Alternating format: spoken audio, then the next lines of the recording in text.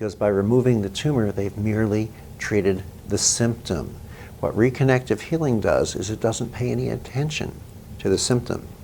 It restores the body to a natural state of balance. And in many, many situations, when you're back into a state of balance, the tumor serves no purpose, so it disappears on its own. So welcome to another interview of Healing Cancer in this Century Summit.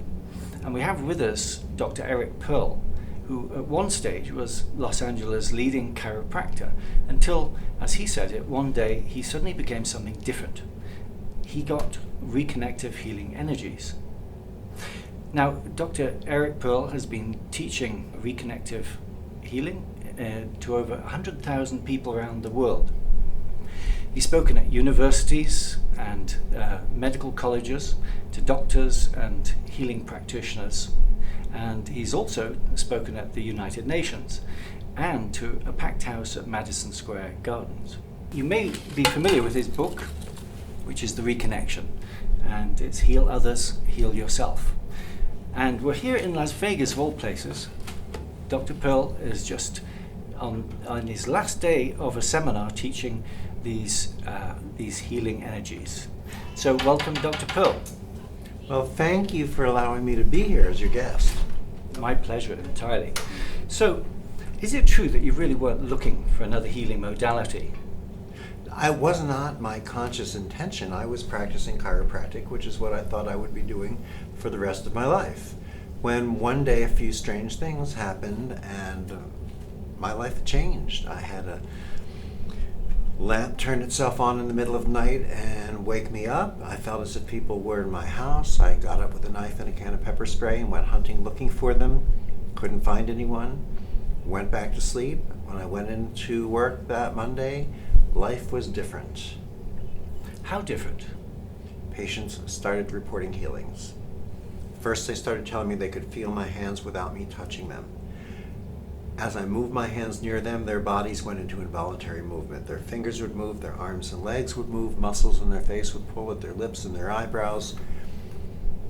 They told me they were seeing colors they'd never seen before, smelling flowers they'd never smelled, and they started getting up out of wheelchairs, some of them. Vision and hearing returning. Kids with cerebral palsy or epilepsy were suddenly walking and running and playing and speaking normally, not requiring medications. Their parents were calling me, the doctors were calling me. They said, "What did you do?" And I said, "I didn't do anything, and don't tell anybody." And of course, the more I said that, the more everyone became more and more intrigued by it. And soon people started asking me to teach it. I said, "I really don't think this is something that can be taught." In essence, I'm sort of standing there waving my hands in the air, looking a little bit like a fool. But more and more, my patients would report to me that after they left my office, they went home. They pulled up in front of their house, their automatic garage doors started to open and close by itself. They walked inside their house, their lamps and TVs started turning off and on. They began feeling sensations in their hands. And as I showed them how to begin to work with them, they would play with members of their families who started having healings from stroke issues and other unusual occurrences. This must have been a pivotal point in your life because at that stage you abandoned your practice, so to speak, didn't you? And you went fully into using these energies to heal people in a faster way, as you describe it. Well, abandoned is not the word that I would select. As a matter of fact, I gave my practice away several times, my chiropractic practice away several times, but it didn't seem to be faring as well in the hands of other doctors, and I felt responsible for my patients, and I kept going back to doing the chiropractic, and then I would do the healing work, and then I'd go back to the chiropractic because I saw they needed me there, and then I'd do the healing work, and I finally decided to legally give away my practice. I signed it away so I didn't have the right to go back to it or the responsibility, and that allowed me to focus purely on the healing work. Excellent. And you call the healing work the reconnection? It's called Reconnective Healing. Reconnective Healing. Yes. So does that mean, by the way that you say healing, does that mean everybody gets healed when they undergo a healing? Yes, and what's your definition of a healing? Well, that's what my next question to you. How do you define healing? Healing is more than simply regaining the use of an arm or a leg or a liver or a kidney or vision or hearing. It's more than just recovering an aspect that you may have lost. Healing is returning to a state of wholeness, a state of balance. Healing is evolution. It's us evolving beyond just where we at one time were. It's humanity evolving. So it shows up by regaining the use of something that we may have lost, as an example. Then we enter into the state of balance, which was our optimal state. Then we evolve into a more aware state of being. It really has been shown that reconnective healing restructures, or as I like to say, reconnects our very DNA, raising the light that we emit. Because we do emit light. This is not just a spiritual or metaphysical concept. We understand today from the work of Dr. Fritz Popp in Germany and others that the DNA in our cells emits specific levels of light. It's generally considered that when our health is diminishing, that light is measurably dimming. When our health is coming back up, that light is coming back up. Approximately 6 studies so far in reconnective healing, done with plant DNA, animal DNA, and human DNA, shows that once we interact with what science today calls the reconnective healing spectrum of frequencies, that we return not only to an optimal state of light, we actually raise the quality of the light that we emit to something more, what the researchers say is coherent, what I'll say is harmonic. Because what really is it when we fall away from perfect health is that we fall away or we fall out of a state of harmony. Today, we no longer believe in the biochemical model as being the model through which the body heals. Today we recognize more that it's the light model. Light explains so many things that biochemical model could not explain, that today this is really just a given. And I can't imagine that science has accepted this completely already, because it seems such a new energy. How do you explain this to a doctor? Science doesn't understand or accept anything completely by itself, because there are so many different schools within what you call science that are at odds with one another. That's why they're having problems with the unified theory of physics today. Do doctors accept this? Well, who are doctors? In other words, are you assuming that the American Medical Association, for example, represents the doctors in the United States? That's not really accurate either, because the doctors who are members of the AMA are maybe 50% of medical doctors. The AMA isn't one living, breathing animal with 4 legs, a head, and a tail that all thinks and moves in one way, but there's constant conflict and change. I believe it was the quantum physicist Max Planck who said, progress, I'm paraphrasing, right, progress marches forward, often one funeral at a time. As the older, more narrow-minded doctors with their blinders are being replaced by newer, younger, more open doctors, we're moving forward in our consciousness. Reconnective Healing has trained maybe about 100,000 people so far. A good 20,000 of them are mainstream healthcare practitioners, doctors, That's nurses, physical therapists.